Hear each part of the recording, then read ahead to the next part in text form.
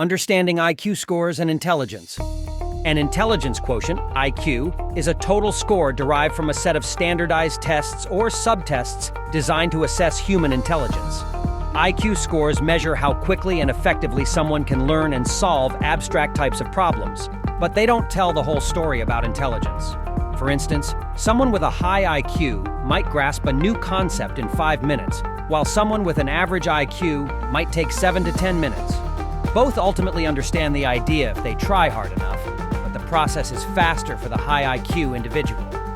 IQ is influenced and based on accumulated knowledge, not innate ability. For example, someone with an IQ of 100 might increase their score to 120 after studying a challenging subject like computer science or philosophy for several years. IQ tests often rely on abstract puzzles and problem-solving tasks that reflect cultural exposure. This means IQ scores are not universal measures of intelligence. They can be influenced by familiarity with the specific kinds of puzzles used in the tests. As an increasing number of nations embrace abstract reasoning rooted in Western culture, worldwide IQ scores climb.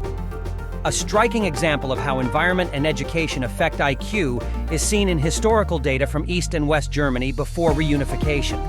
West Germany's mean IQ scores range from 99 to 107, while East Germany's scores were initially lower at 80 to 90, but improved over time as environmental and educational factors changed. Studies show that the brain is incredibly adaptable. For instance, a study of trainee Tokyo taxi drivers found that after years of training, the drivers developed increased gray matter in parts of their brains associated with spatial memory. Similarly, experiments have demonstrated that the brain repurposes areas to accommodate new skills. In blind individuals, the part of the brain typically used for vision can become more active in processing touch. The brain's ability to adapt extends to abstract thinking. For example, subjects like math may seem daunting at first, but with enough practice, they become easier to grasp.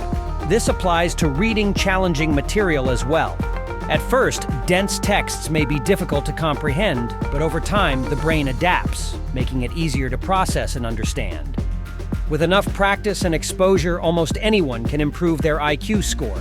For example, a person who initially scores 100 might study math and logic for a year, then score 180.